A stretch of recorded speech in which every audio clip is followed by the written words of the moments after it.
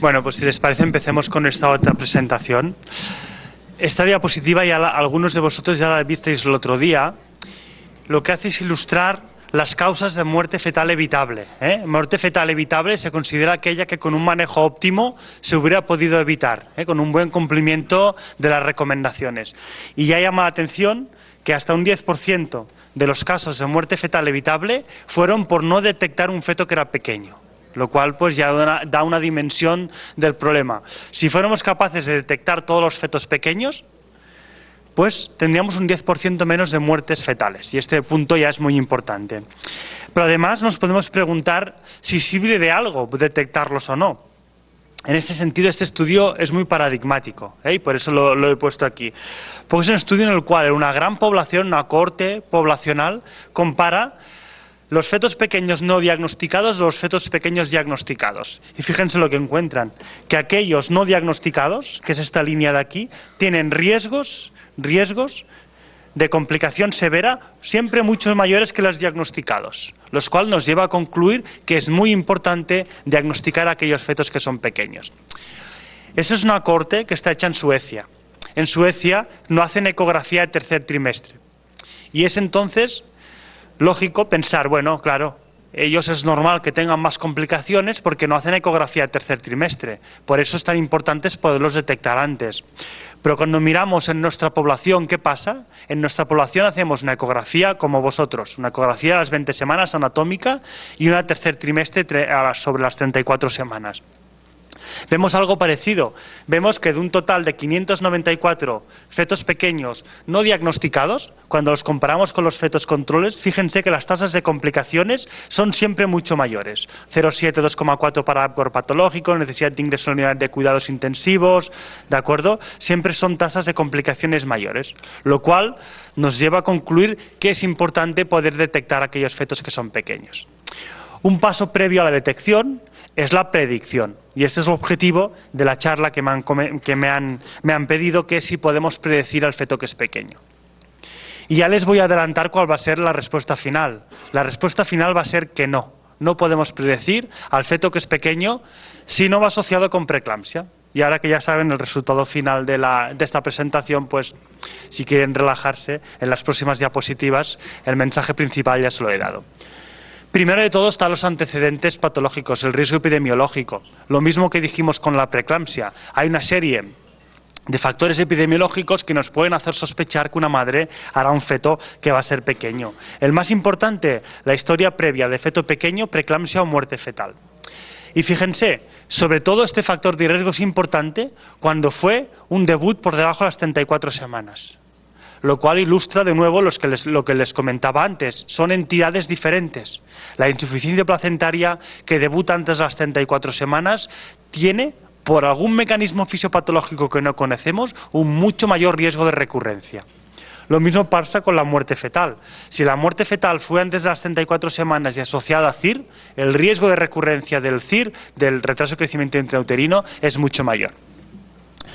El resto de factores son mucho menos importantes.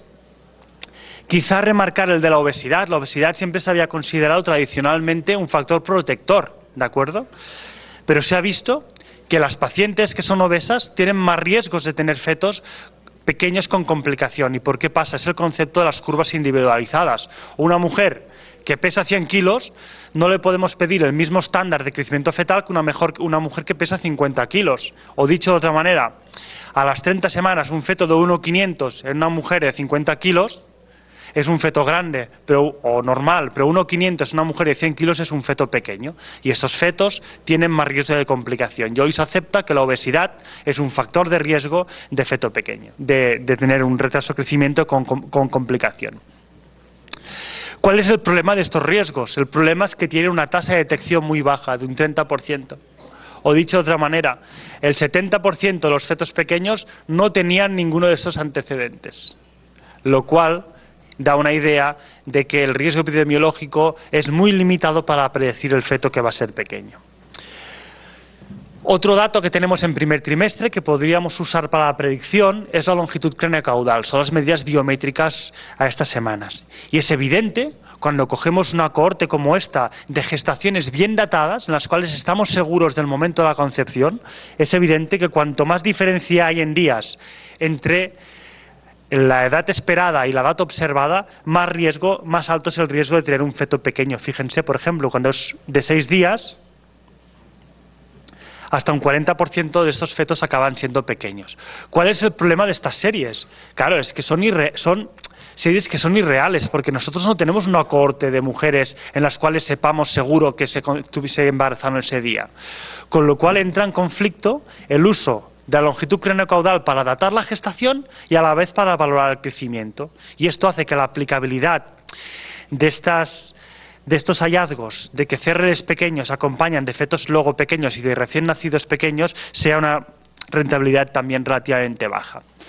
Con lo cual una pregunta lógica es, bueno, pues vamos a ver qué pasa desde el primer trimestre hasta las 20 semanas. Aquí aprovechamos para datar, establecemos cuál es la edad gestacional y miremos a ver cómo crece en este periodo, del primer trimestre hasta las 20 semanas, y en este periodo pues podremos decir si el feto crece o no crece. Esto se hace de maneras muy sencillas, las tienen aquí publicadas en Obstetrics, se lo pueden buscar, pero simplemente con el DBP de primer trimestre y el DBP de segundo trimestre nos da un percentil de crecimiento condicional. ¿Esto tiene luego utilidad para saber qué feto va a ser pequeño?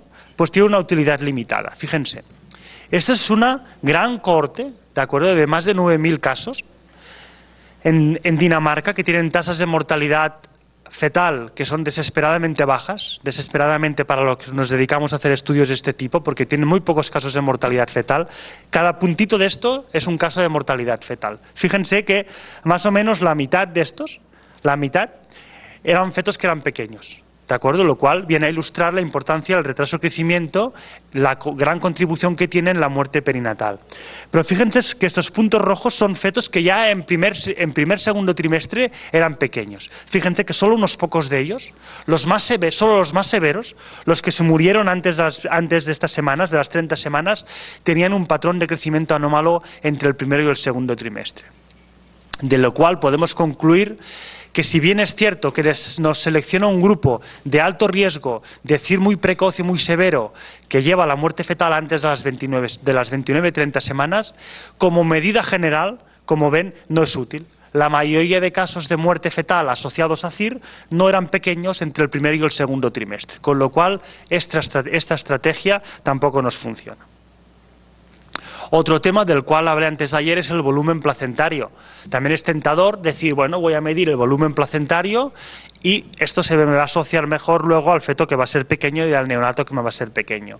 Pero ya les ilustré bien también hace 2 días cómo la tasa de detección es extremadamente baja. Fíjense, para un 10% de falsos positivos, solamente un 30% de tasa de detección.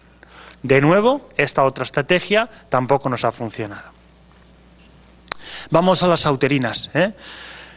La uterina, les comenté también hace 2 días que en segundo trimestre es aceptable, es relativamente buena para la preeclampsia, sobre todo para la preeclampsia precoz, pero es bastante peor para el retraso de crecimiento. Fíjense, de un 25%. Sí que es verdad que predice mejor el CIR de antes de las 34 semanas, pero como medida general para predecir el CIR tiene, como ven, una tasa de detección muy baja. Y eso se ve muy bien aquí en esta gráfica, que ilustra las diferentes series que hay para predicción de retraso de crecimiento a partir de la uterina segundo trimestre, y fíjense, una tasa global de un 25%. Por lo tanto, ya preveemos que también va a ser una mala herramienta para predecir estos casos de fetos que van a acabar siendo pequeños. Sí que es verdad, ya les he comentado antes, de que la predicción para feto pequeño severo, aquel que va a requerir un parto antes de las 34 semanas, es bastante superior. Fíjense que las diferentes series observan mucho mayor predicción de estos casos. Pero ¿cuál es el truco aquí? El truco es que un 70% de estos casos tenían una preeclampsia, con lo cual la uterina es buena para predecir el CIR asociado a preeclampsia. Es decir, es buena para predecir la preeclampsia. Ya les he comentado que de manera casi invariable las preeclampsias que debutan antes de las 34 semanas van con un retraso de crecimiento. Con lo cual sí que es buena para predecir la preeclampsia y el CIR asociado a esta, pero no para predecir el CIR aislado. Además, ya les hemos comentado también que la aspirina en mujeres con uterina patológica en segundo trimestre no tiene un efecto beneficioso para mejorar el peso neonatal. Fíjense cómo la tasa de fetos pequeños, la proporción de fetos pequeños no es significativamente mejor. Uno puede pensar, bueno, no es significativamente mejor, pero bueno, podemos utilizarlo. Pero mire, cuando miramos el número necesario para tratar, cuántas aspirinas tenemos que dar a mujeres con uterina patológica, vemos que tenemos que dar a 31 para evitar un caso de feto pequeño. Pero para dar a 31 tenemos que hacer un screening a 610 mujeres. De cada 610 mujeres que le miramos las uterinas, solamente evitaremos un caso de feto pequeño. Pero miren, para evitar un caso de mal resultado adverso, que no lo tienen aquí, pero es otra gráfica como esta. Tenemos que mirar las uterinas a 6.200 mujeres para evitar, con la administración de aspirina, un caso de mal resultado asociado a un feto pequeño. Lo cual ilustra que es una estrategia que es muy poco eficiente. Esta serie randomizada lo que hace que es que en lugar de mirar como outcome el feto pequeño, mira a aquellos que tienen un índice ponderal bajo. Ya saben, y les explicaré luego también, que el concepto de feto pequeño es un concepto muy heterogéneo, que incluye muchos tipos de fetos, la mayoría constitucionalmente pequeños, pero este outcome es un estándar de hiponutrición. Es lo que los pediatras utilizan para detectar un feto que ha estado hiponutrido in útero. Y como ven, tampoco existe con la administración de aspirina una mejora en este outcome, en el outcome de hiponutrición. Y este es el único estudio, y por eso lo remarco, el único que evalúa hacer el Doppler de las uterinas como estrategia. Es decir, lo que hace es, coge un grupo de mujeres, a unas cuantas las randomiza para uterina y aspirina si la uterina es patológica, y al otro no lo hace nada, le da solamente un placebo. Es decir, que evalúa estrictamente cuál es el valor de la uterina como estrategia. Y lo que observa es que sí que mejora el porcentaje, la proporción de fetos que son pequeños. Fíjense qué pasa con los resultados adversos. No mejoró para nada los resultados adversos asociados a feto pequeño. Lo cual, de nuevo, pues diluye las esperanzas que teníamos en el uso de la uterina para el feto pequeño. Lo diferencio claramente de para el uso para la preeclampsia, que es otra historia diferente. Bien, viendo esto, uno se puede preguntar, entonces, si podemos movernos hacia primer trimestre, porque en primer trimestre el proceso, la historia natural de la fisiopatología de la preeclampsia está menos establecida y sería una ventana, una oportunidad terapéutica para mejorar estos resultados. ¿Y qué es lo que vemos en primer trimestre? Vemos que las tasas de detección para CIR, no asociado a preeclampsia, sino para CIR, son tasas de detección muy bajas, inaceptablemente bajas, de un 19%. Fíjense las diferentes series, qué tasas de detección que tienen tan bajas. Las series más modernas son las más bajas y las que tienen más casos son también las más bajas. La única serie que fue buena fue la primera serie, que te aportaba muy poco número de casos. Lo cual ilustra de nuevo que tampoco en primer trimestre la uterina es útil, porque nos detecta solamente una proporción muy pequeña de aquellos fetos que van a acabar siendo pequeños. Otras estrategias que se han probado, el uso secuencial. Vamos a hacer la uterina en primer trimestre y la uterina en segundo trimestre. Y vamos a intentar ver si el cambio secuencial de la uterina tiene alguna utilidad. Y esto es lo que hicimos en esta serie. Y se vio que las categorías entre medio, es decir, las anormalizadoras tardías, aquellas en las cuales la uterina empeoraba entre primer y segundo trimestre, y las normalizadores tardías, estas de aquí que tenían la uterina patológica en primer trimestre pero luego se normalizó, tenían unos riesgos intermedios de un 15-18%. Pero en conjunto la tasa de detección del screening secuencial fue también baja, fue de un 30-35% para feto pequeño. Lo cual, de nuevo, pues fue un jarro de agua fría para los intentos de la predicción del feto pequeño. Y finalmente, otra cosa que se ha propuesto son los screenings combinados, añadiendo a la uterina todos estos parámetros bioquímicos que ven aquí. ¿Y qué es lo que ven? Fíjense qué tasas de detección tan bajas para feto pequeño. Con lo cual, lo que ya se ha adelantado al principio de la presentación, no podemos predecir hoy por hoy al feto pequeño en la ecografía de primero o segundo trimestre. Sí que podemos predecir aquel feto pequeño que va a venir asociado a preeclampsia. Esto sí que somos buenos prediciéndolo. No somos tan buenos luego dando profilaxis, pero somos buenos prediciéndolo. Pero aisladamente el feto pequeño aún se nos resiste. Y esto es lo que les quería comentar al respecto. Gracias.